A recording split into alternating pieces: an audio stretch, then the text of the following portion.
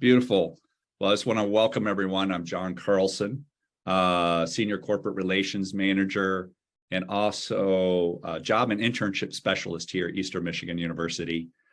And today we're coming together as a part of our career fair that we've got coming up, and not just focusing on the fair, but offering our students different activities and events that help excite them and ready them on their professional journey.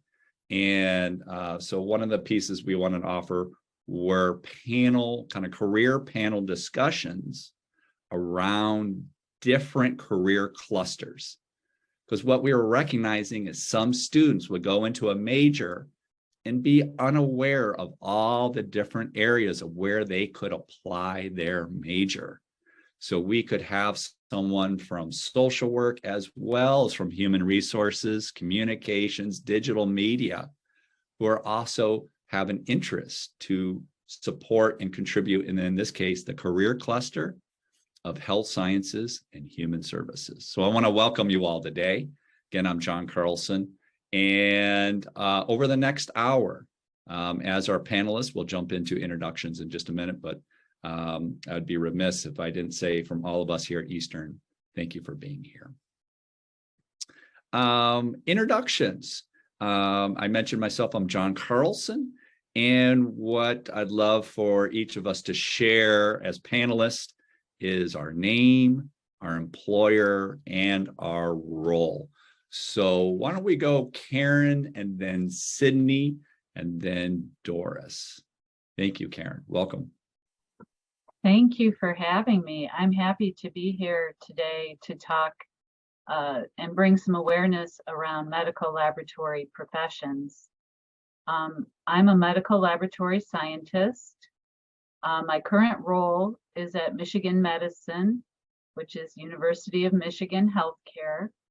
And I am the Allied Health Education Program Manager. So I'm working to provide educational resources for our staff.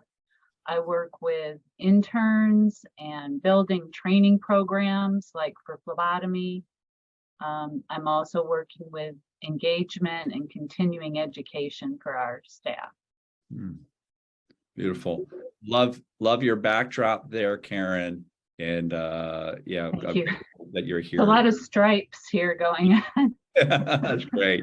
Thank you, Karen. Why don't we go Sydney, then Doris on deck. Thank you. Hi, all. I'm Sydney Finkenbein. I work for Alumni ABA Therapy. We are located all throughout Michigan, but specifically we have a clinic and location in Ypsilanti, kind of right around EMU. I am the clinical director, and ABA stands for Applied Behavior Analysis. We provide therapy to kids and adults with developmental disabilities, autism, and other co-occurring diagnoses. And I'm so excited to be here and to talk a little bit more about what we do. Yeah, beautiful. Thank you, Sydney. Glad you're able to join us. Yeah, Doris. Hello, good afternoon. So happy to be here. My name is Doris Crandall. I work for Department of Health and Human Services with the state of Michigan. I am a recruiting specialist.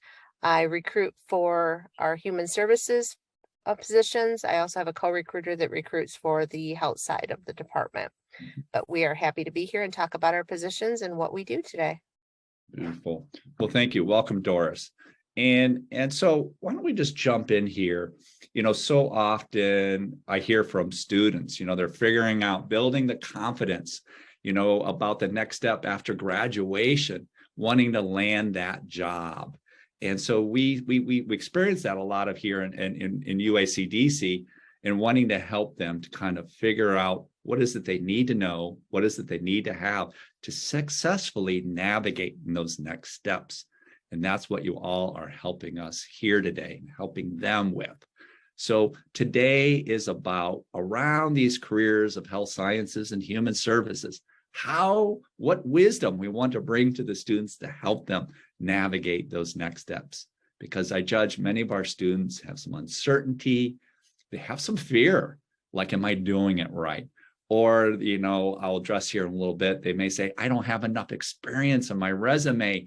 Can I land that first job out of college without that strong experience level. So today I'm hoping that we'll be able to explore all that by pulling the wisdom that you all have while also sharing the opportunities that you have and you are looking for and what you look for within each of your own operations. So why don't we just start off with maybe take a couple minutes each, 2.5, 3 minutes, and I'll track that with, how did you get into your field? Would you be willing to start us off with that, Sydney, and then go to Karen? Yeah, absolutely. So I did my undergraduate in developmental disabilities and habilitation. It was like the last graduate to get that degree. And then I went on to get my master's in special education. And I think a lot of students didn't really know how I fit into the field. I knew I liked to work with the population, but I wasn't sure of how I wanted to apply it. So as I was going through my experience in grad school and doing, the student teaching and all of that, I discovered what ABA was and how I could apply. So I ended up getting my master's in special ed and got my teaching certificate. And then I kind of switched paths a little bit. And then I continued to get my practicum and I got a graduate certificate in applied behavior analysis. And then that's, it gets into like, what is all that advice for you? Experience everything. I experienced so much and I got so many different types of jobs and worked with so many different populations that I kind of figured out where I fit.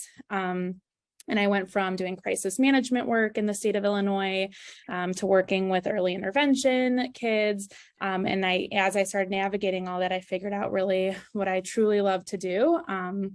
And it's been amazing. So I would definitely say that, but that's kind of been my path to where I came. Yeah. What I love about this is hear this, and I judge we can all hear this, come out of you as you share, with this depth and breadth of experience. And when you go back, what would you say, either the defining moment, what was the impetus of kind of that drove you in this direction, whether it was, developmental disability, rehabilitation, what was that piece that drove you to lean this way?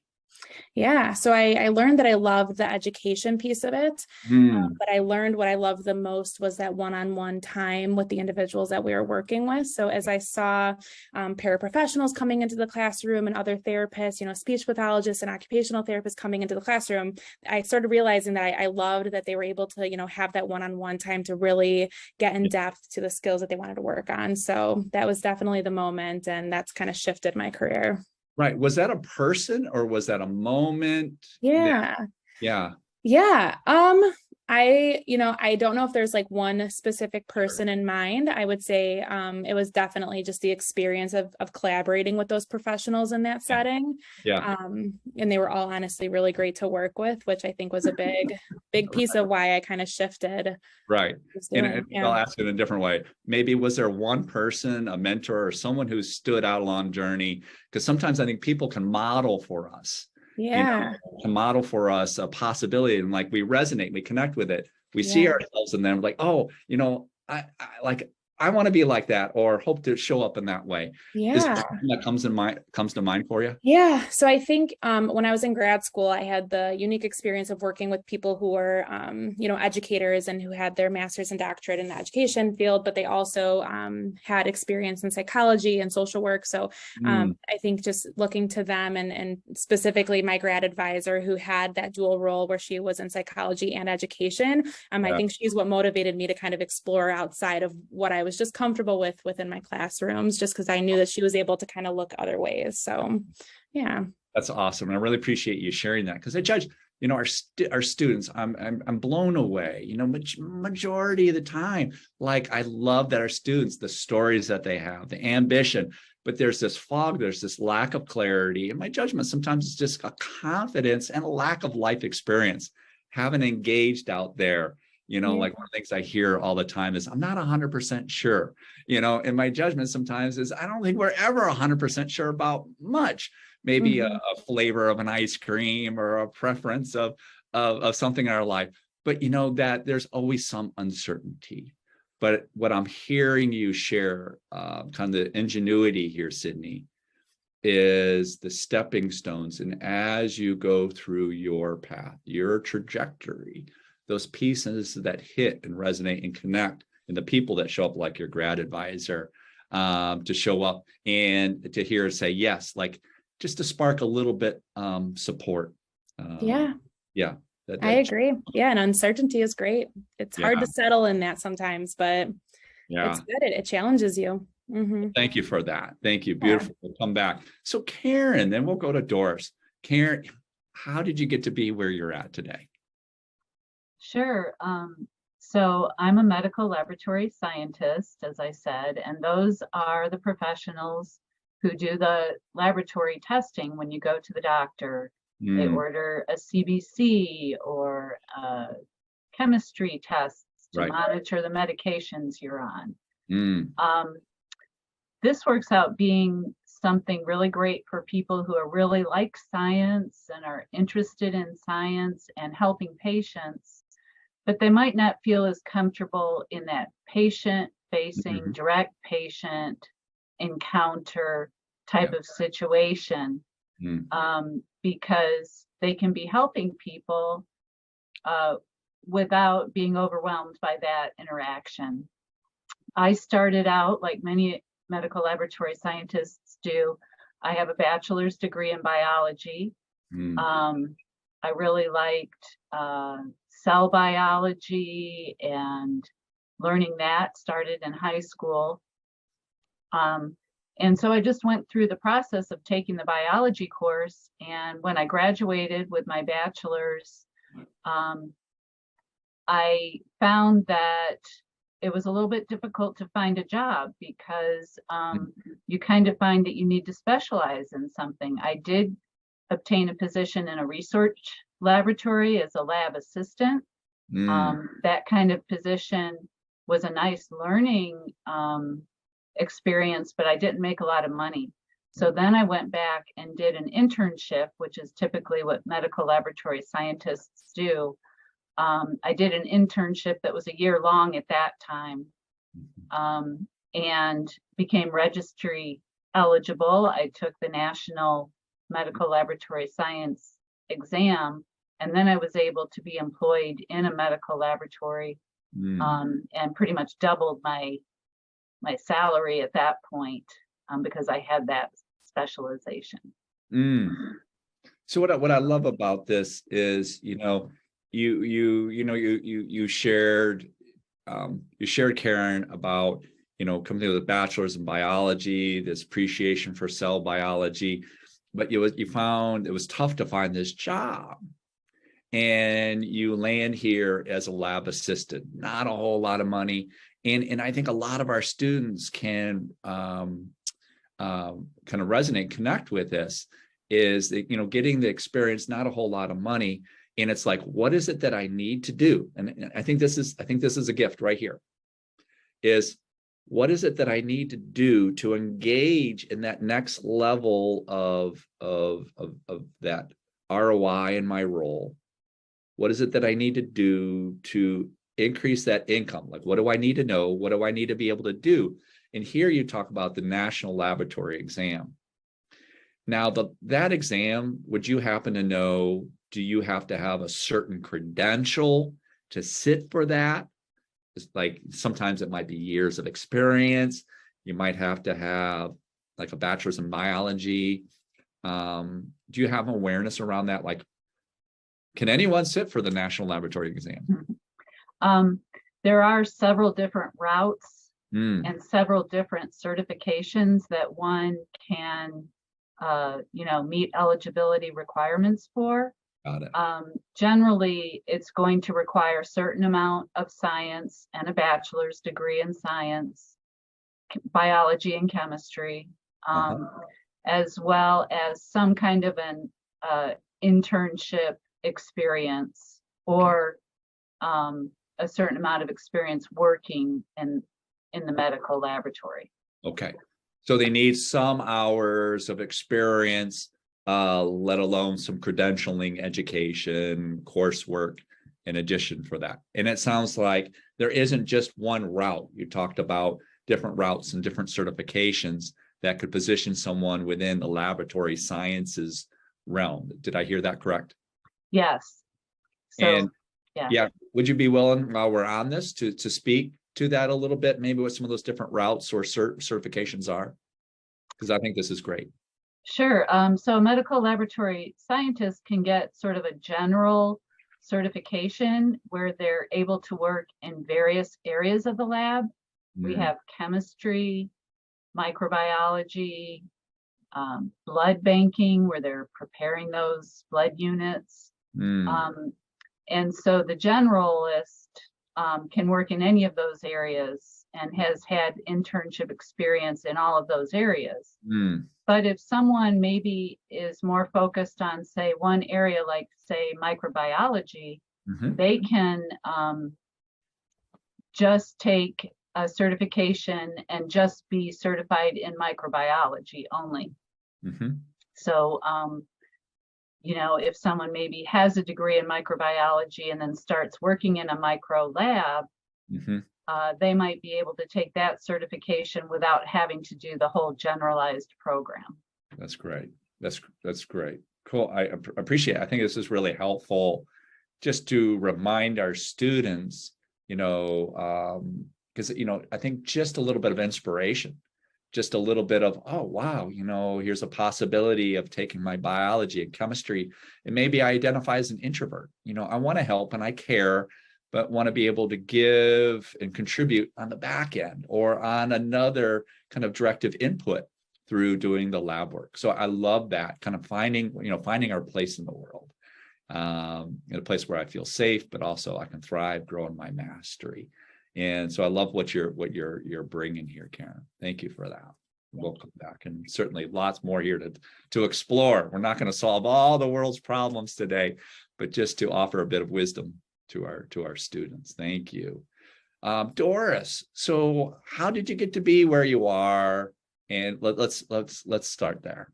So I am odd man out today because I support our human services staff. I don't actually work in the human services field. I actually hired into the state at Maxey Training School, which is in Whitmore Lake, not too far from Ypsilanti, as an accounting assistant. And thought my calling was accounting, loved numbers, you know, like that puzzle piece to it. Worked there for about 1.5 years, and the HR office approached me about a position that they had open, and I slid into it and absolutely loved it. Never thought I would do HR, wasn't even on my scope of possibilities. Right. And here I am 21 years later. But I started out there, then transferred into our central office in Lansing, doing what we call transactions work, which is basically doing payroll. At the time, it was medical leaves, hires, insurances, all of that kind of stuff. Basically, a lot of customer service and a lot of the HR piece. Then from there, I promoted to class select, where I was actually processing hires, doing job postings, that type of thing. And then I went into special projects, and was doing some special projects. And our director at the time approached me and asked me if I would be interested in doing recruiting, that they were looking to have a full-time recruiter. And I'm like, well, I don't know. I've never thought about that. I kind of like what I'm doing. And kind of went home, thought about it a few days and went, yep, I think this is a good change. That's great. So I've been doing full-time recruiting for about 8 years now. Absolutely love it. Again, wasn't on my trajectory to be in this field. Are you sure? Yeah. Not that I was aware of anyway. Sure. But again, I'm traveling. Between August and December, things are crazy. I'm probably on the road 2-3 days a week doing career fairs, career events, connecting with students that I've talked to. Like today, I'm headed up to Marquette. I have a career fair at Northern tomorrow, and then I'm headed home from there, staying in Gaylord, and then heading to Ferris the next day. So that's kind of what my life looks like in the fall, and then again in the spring. So, but again, not the career that I thought I was going to have. So don't ever close your mind and say, this is what I'm going to do, and this is what's for me. Kind of go with the flow. And if things fall in your lap, maybe it was meant to be, and that's where you're supposed to be. Yeah.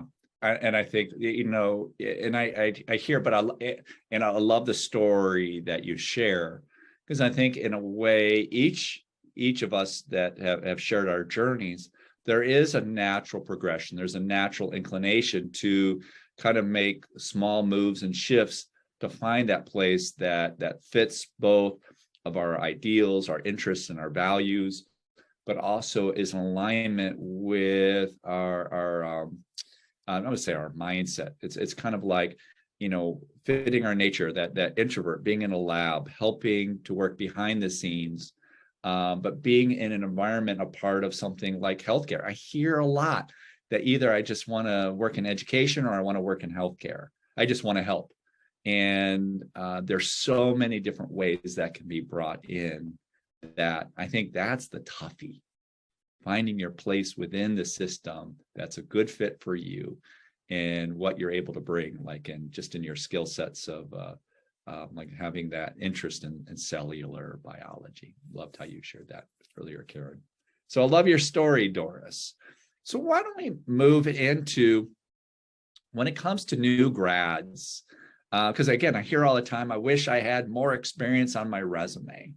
To help me stand out and to land that first, job out of college. Either what would you say to them, or kind of like, what might your advice be? And why don't we this time, let's start with Karen and then we'll go to Sydney. Sure, thank you. Some things that are good to think about to be prepared for a medical laboratory science position is some leadership experience. It can be in any type of field, developing those sort of professional skills. We are ultimately a service industry, so we need to know how to work well with others. Of course, taking any science courses and labs that you can, sort of working on your manual dexterity. A lot of what we do is, pipetting liquids and measuring things and following instructions. So any types of experiences that give you that kind of practice is helpful. Yeah, and I think, Stephen, a little bit of the encouragement, that a little bit of just the support, a little bit of the nudge, the guidance, I think can go a long way. So appreciate that. So, because, within the University of Bayesian Career Development Center, one of the things we're also trying to help students to promote is that, they do have some experiences, and some of their experiences may be in the area of group projects and in the classroom and lab projects, and there's different levels, and I get it, of experience, but at least beginning to honor, here's a stepping stone, you've done it, you're gaining your competence and your confidence in it. And so utilizing that, what might that next space be to find a, to remember the type of lab that you talked about. So even in well, so, I think maybe what you're getting at, John, is that, one way a student can get started in medical laboratory science is to work as a lab assistant. That's an entry-level job that only requires a high school diploma. Even while you're a student, you could work as a lab assistant, or we sometimes call them laboratory technicians, part-time, and start to get to know the medical laboratory. That's it. Blessings, Ken. Thank you for that. That's it. It's just looking for what that next little breadcrumb might be to help, kind of that nudge, just to go check it out, go see, do you like it? So a great next step. Thank you, Karen. Sydney. So, for incoming grads, those new grads, what, I need to have that experience. And sometimes I see students with experience and they're still judging themselves that they don't have enough and someone's going to have more. And my take on that is they're nervous, nervous and making that next step. So what what words of wisdom might you have for our students? Yeah, we love resumes that highlight related skills. I always say you don't have to necessarily be in the field to be able to be in the field, right? You need to get there somehow.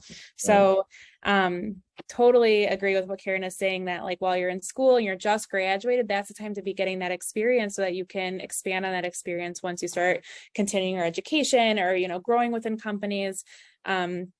I love seeing soft skills on resumes and related skills. So what have you done in a leadership role? Maybe you are a part of an organization on campus and you are the president of that organization. It might not directly relate to being a behavior technician for my company, but I love to see that you've taken on those roles and you've put programs together and you're creative, and that those directly align with being a behavior technician. So yeah, so, you know, you might not be very confident, but how do the skills that you're highlighting on your resume relate to the roles that you're applying to and the roles that you're stepping into?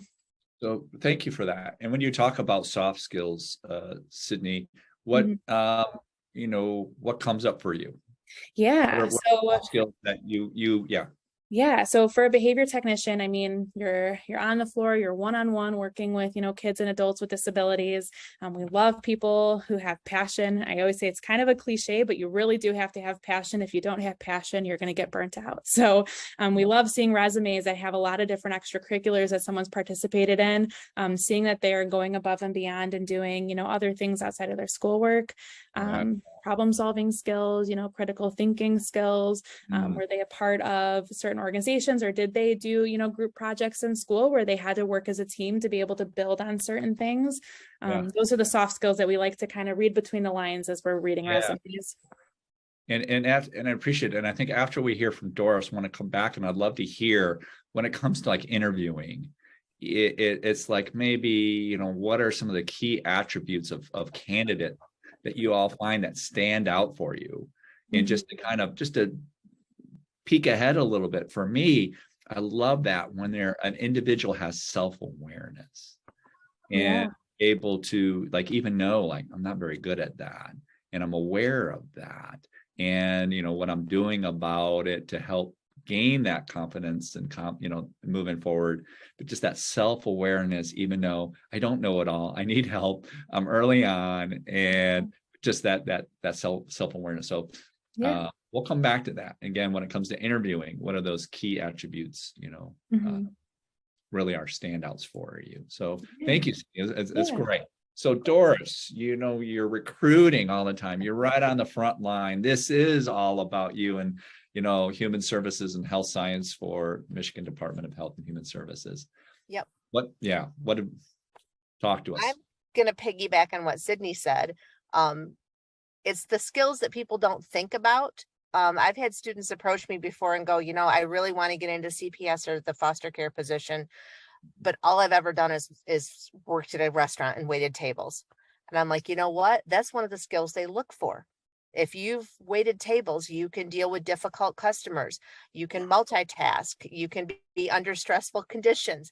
I mean, they discount experience, you know, and they like, well, because it wasn't in that field in particular, it's not worthwhile experience. But, you know, you're probably better prepared having done that than someone who maybe sat on a group project or something, you know, because you've got that real world experience. Also volunteering. You know, our offices are always looking for volunteers to help with different things in our lobbies, supervising parenting time, maybe transporting children, just showing that you had that initiative to go out and volunteer because you wanted to be involved in that field. And, you know, volunteering you're doing on your own schedule. It's not like you have to have a part-time job. You know, you can go in one day a month and volunteer. Also internships. You know, we have an internship that we use for those positions that streamlines a hiring process. You know, you can hire right in from that internship. So those are good experiences. And even if you don't internship with us, showing that you took the initiative and you're working in that field. And you know, I'm sorry, I didn't mean if I made a gesture. No, you're fine. I was kind of summing it up. I think I'm done. No. I apologize if I, you know, my my boisterous, my enthusiasm, raising my hand gestures. I'm not Italian, I'm Swedish, it didn't mean to bring your share to a close. But what I love there, both Karen and Sydney, Sydney talking about the passion, and here talking about through the volunteer experience, and Karen talking about, getting any type of experience, starting anywhere, lab tech, lab assistant. And, I'm a big fan of using the volunteer, engagement, finding ways I can just help out, be a part of this area as a way to get to know. Because, sometimes we'll tend to bring people in that we know, we like, we've worked with, we have confidence in, who have that competence, coachability, there's a trust factor there. So I love that reminder of volunteering and getting involved and however we can to get our foot in the door to have that exposure, not just for the experience, but also to show our passion. That's what I was trying to get at. I love it. Okay, so thank you for that.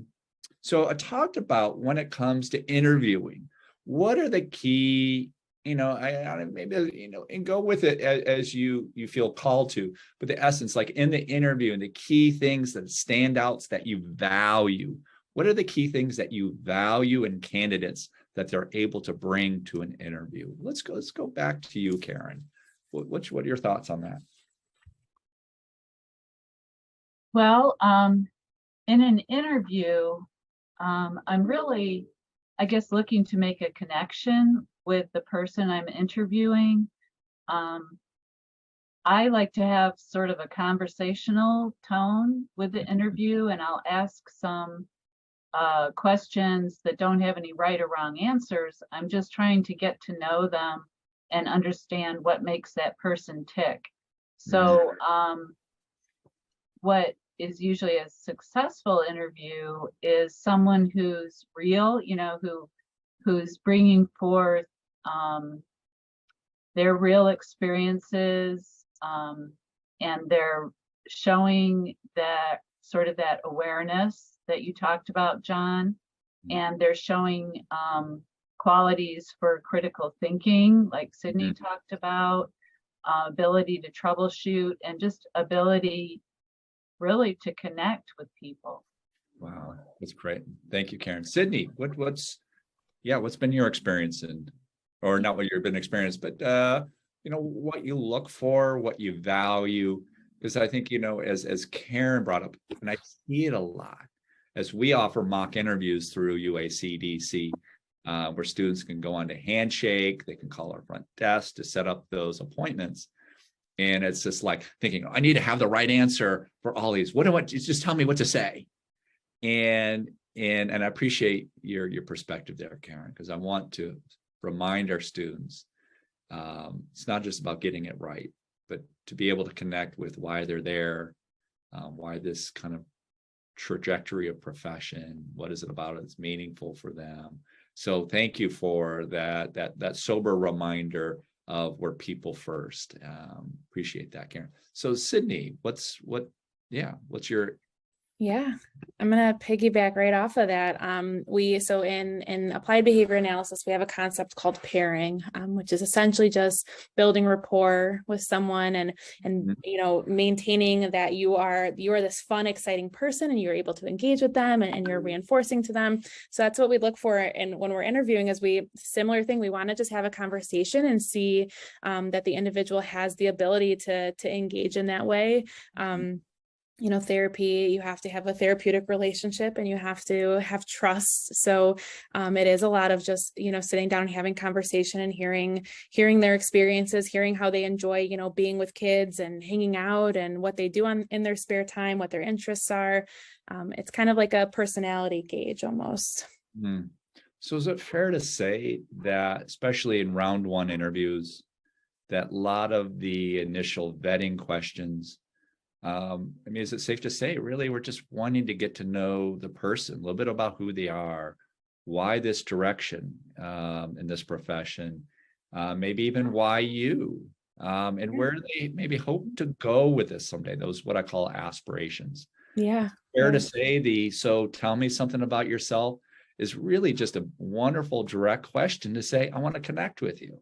Yeah. Yeah. What excites you about this role? What drew you to applying? Yeah. Mhm. And so, Sydney, in an interview, do you ask that question? What excites you? Oh yeah. Yeah. We want people who are going to come in, and we have, we've interviewed people before that they're like, we have no idea what ABA is. And we welcome that, right? We want to be able to learn and grow with them. But doesn't mean that there's still things that excite them about it. They still saw something on our website, or, they still learned something when they were Googling things. So yeah, the open conversations, I think it helps make it more of a relaxed interview process. Great. Mm-hmm. So thank you for that. So Doris, what do you listen for? What do you hope for in an interview? And kind of on that flip side, what kind of advice might you have for new grads at any time, whether it's an internship, coming out for that first job after college? What is it that you might want to offer them? Kind of a So our interviews are behavioral based. So the questions are, tell us about a time this happened and how you handled it. So we're not always looking for, I was the star of the show and I solved everything and everything was wonderful. We're kind of looking how you deal with adversity because things fell apart in front of you, and how you picked up the pieces and how you ran with it, and knowing what the position is, having done your research, because one of the questions we ask is, what is your perception of the clientele that you think you'll be dealing with? And a lot of people will just answer, low income or this or that. And it's like, no, it's everyone. And if I'm on a panel and someone says, well, all walks of life, I'm like, yes, you got it right. You knew what you were talking about. So knowing kind of a little bit about the job, having done their research, we always ask them, what led them to this type of position, why they chose this field. Again, kind of what Sydney and Karen said, bringing that passion into the interview and showing your enthusiasm for the line of work.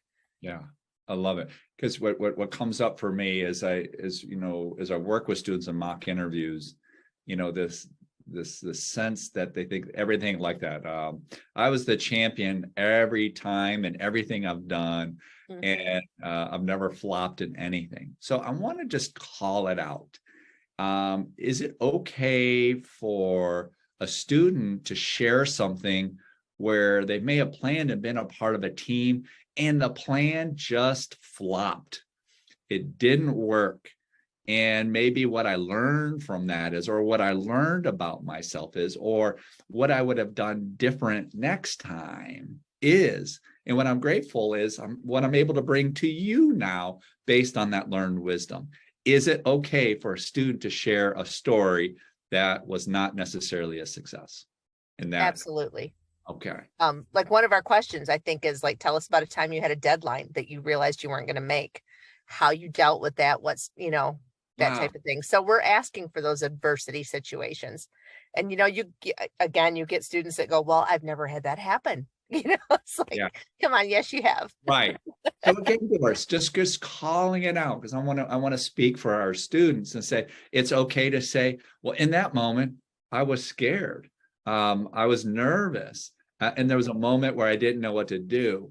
But I remember my other teammate and I, we came together, and next, we had a new plan and ended up an A in the project and an A in the class, kind of those stepping stones in there between. So it's okay to say that I was nervous and I was scared and I had to work through it. And boy, there was a moment I had no idea what I was going to do. Absolutely. Because it shows you can think on your feet, sure. that you work through it. Right. Yeah. But I don't think our students always know that that's okay to present that side of them. So as employers who are hiring, that to show that character development, I judge even show that maturation, that they're able to think on their feet. That's wonderful. Yeah, because I would think if you've got a student that comes into an interview and everything is wine and roses and they've never had any failures, you're going to question their integrity and their truthfulness, because it's like, okay, that nobody's life is like that. Right. So let's move this into, in each of your organizations, either what are the types of roles that you hire for? Some of you talked a little bit about internships. but I would love just to offer that opportunity to highlight your own offices and maybe just share a little bit of opportunities and or the roles you hire for. And maybe there might not be an opening right now, but just love to give you some time to share an opportunity, because a student may hear this, hear what you've shared, and say, hey, I really like that. I want to learn more about them. So let's go back to Karen. Talk a little bit about roles and your team and anything else you want to share about opportunities. Sure.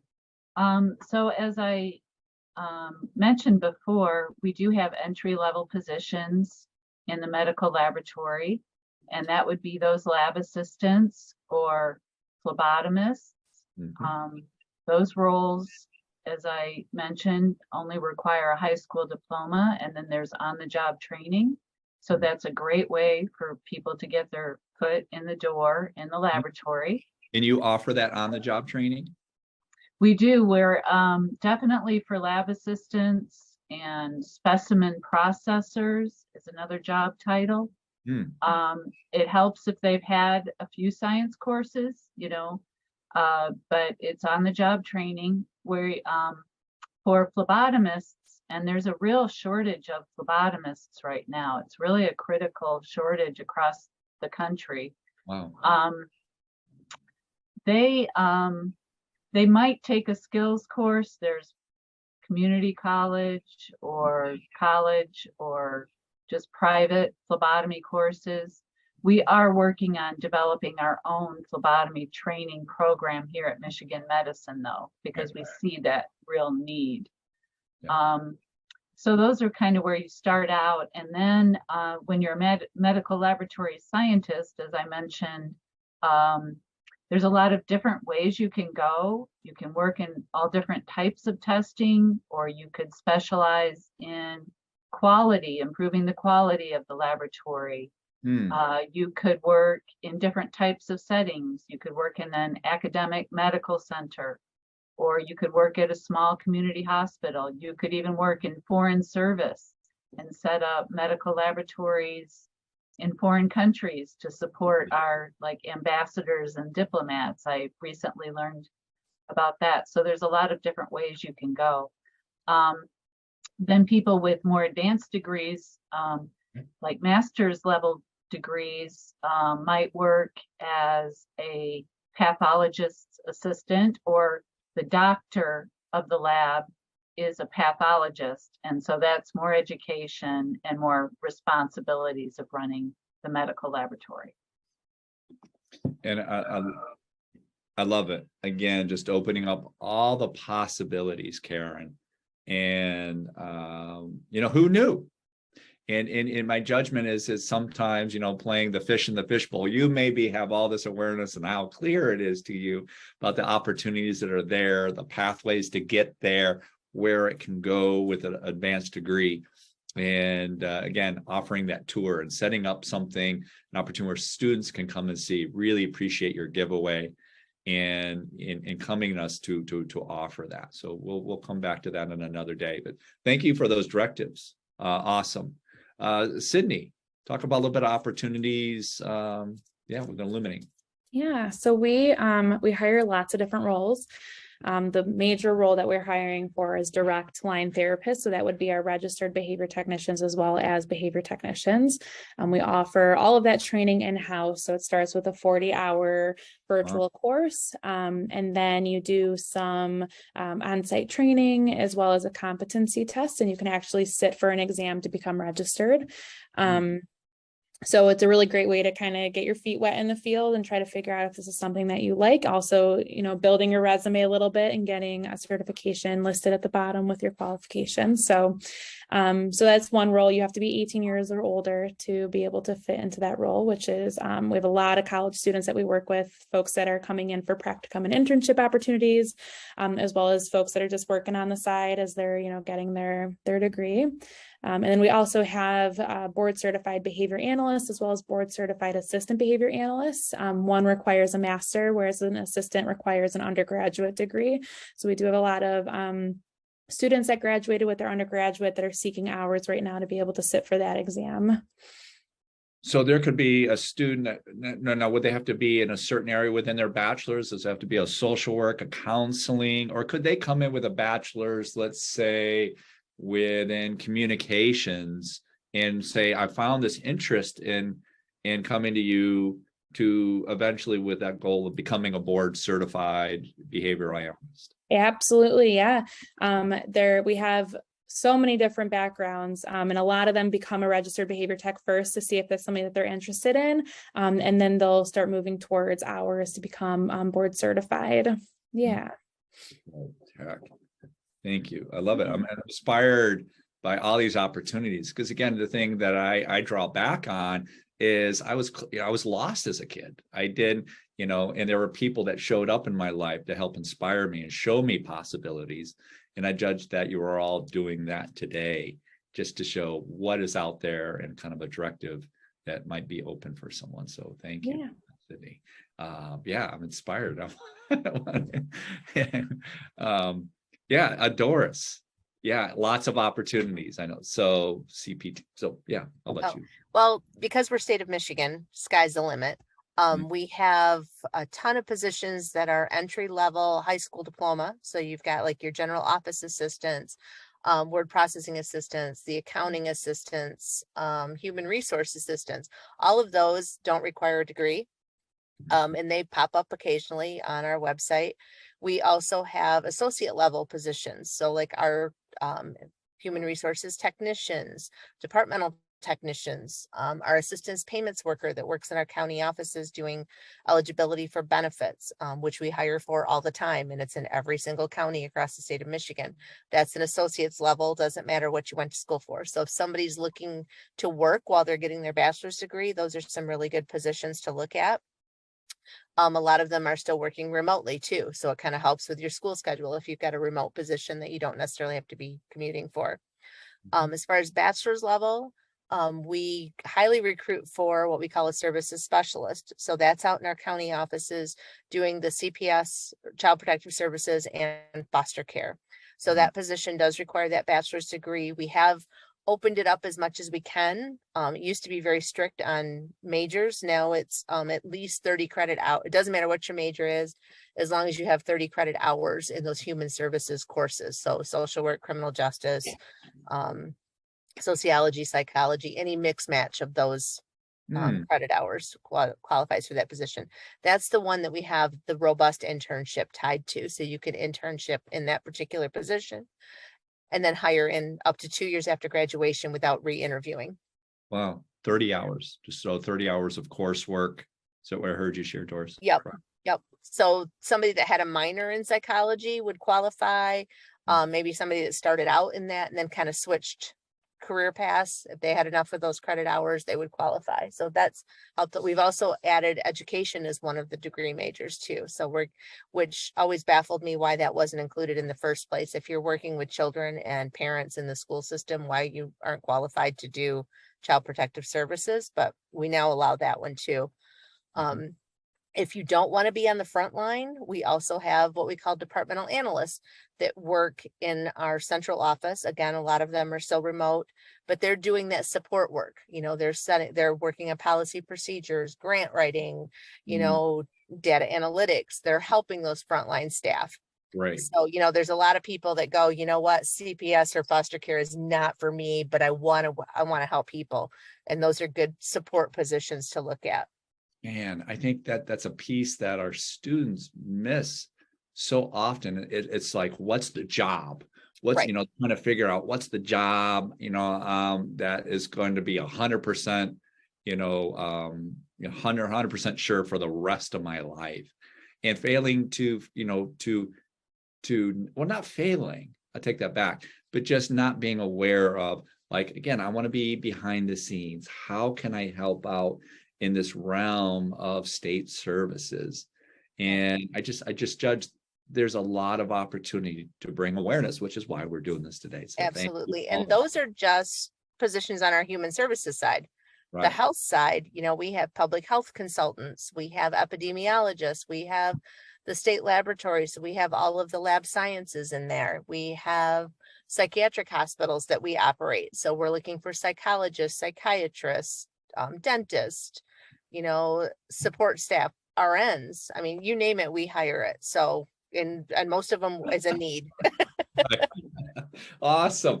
I'm envisioning each of you wearing the yellow capes or the red cape or whatever color suits you, to just really, to help champion not just your own profession, your own work, all of your own sweat equity that you put in and the people that have brought influence to each of you to be where you're at.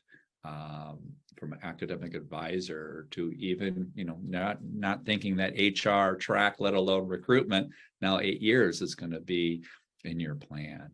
And so here we are. So I want to move in. We've got 9 minutes remaining. And the two pieces of what I want to offer is, how would people find you, connect with opportunities, that one, and also open it up to, certainly here, I'm just going to open if there are questions. I want to say, may students contact you? And it's okay to say no. We don't want to, but how may people find you and or opportunities within your organizations? So, and then the last question I'll ask is, anything for the good of order, anything else you're sitting with that you want to share in the spirit of supporting our students? And we'll close with that in the next 8 minutes. So Karen, how might students find about opportunities? How might they find you? Well, a great place for them to start is at Eastern Michigan University. There is a clinical laboratory sciences program. So, that's where they could connect with Dr. Shitran Rama or others in the program. And we are affiliated with that program. And so we offer externship or internships when it comes to that point in the student's learning path. We're taking 4 EMU students this January in our class of interns, for example. That's great. They can also go to pathology or UMich pathology.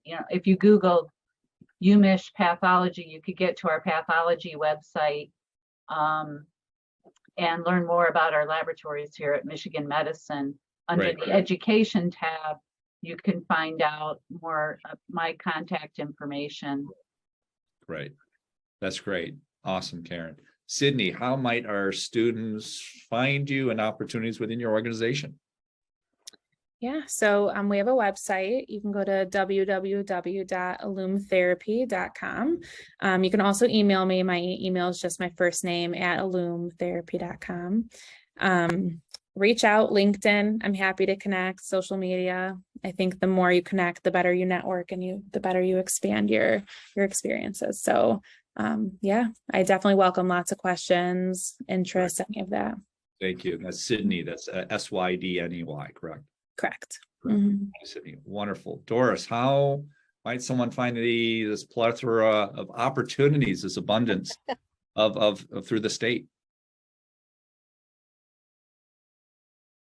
Oh, you're on mute, Doris. Sorry. Had too many things going at once. So I put my email and our job posting website in the chat box. So hopefully that stays with the recording. But they can reach out to me via email, which is crandald@michigan.gov. I'm always happy to put people in touch with someone that already works in the position if they want to build that mentorship, or if they just have questions that they need answered, that they want to talk to somebody that actually does the work. I'm happy to make those connections. I also put our job posting site in there, which is www.michigan.gov/MDHHS I'm also on LinkedIn. You can connect through LinkedIn, or I'm on Handshake. So you can message me through Handshake. I also have office hours on Handshake where I do virtual meetings on Fridays, like from 9 to 1. That's great. And I appreciate you sharing that on Handshake. Want to encourage our students that, so many of opportunities, even the representatives and employers here having positions posted to Handshake, let alone being able to connect and know who to contact and more information about these employers here and many, many others across the state. and some even nationwide. So just want to encourage our students to take that action to look at Handshake, because it's a powerful tool. And I had forgotten about that, about having office hours or kind of being able to bring those connections. That's great. Thank you for that, Doris. And so for the good of the order, any last words of wisdoms, anything else you're sitting with that maybe you just love and want our students to remember or to know that maybe we haven't addressed yet here today? Karen, any closing thoughts? I'll just say it's a great time to be in medical laboratory professions. There's a real need, and therefore the salaries have risen, and the opportunities have really increased. Right. Thank you. Sydney. Same here. More and more individuals are being diagnosed, so there's definitely a need for therapists and looking in the field of ABA. But I would say my last thought is experience as much as you can experience right now as a student, and when you're recently graduated. The more paths you take, the more opportunities there are. So explore them. Great. Thank you for that. Doris. I would say the same thing. We've got tons of opportunities right now. And also not to be afraid to dip your toes in the water and try something. You're not locking yourself in for a lifetime in this particular position, especially one of the things with the state. I mean, you can transfer all over the place, even within different departments. Those opportunities are there. So you're not saying, oh, I'm going to be a CPS worker for the rest of my life now. Just try it out. That's how you learn what you like and what you don't like. So true. I think that's such great advice. I've come to the belief that nothing is forever. It's like I'm not going to be 100% certain of much of anything, but also this piece of nothing is forever, to give it a try, and who knows, where it might go for you. So this is great advice. So as we close out here, we're only as good as our team. And one of the things I think is so beautiful, Eastern Michigan University, is whenever I go out, it seems like everyone knows someone that has been a part of Eastern, or our communities are all connected, and we can't do it. And our students are so grateful to you for being out there and helping them to shepherd their next steps into the careers that they aspire for themselves, even when feeling scared, uncertain, in that space of imposter syndrome.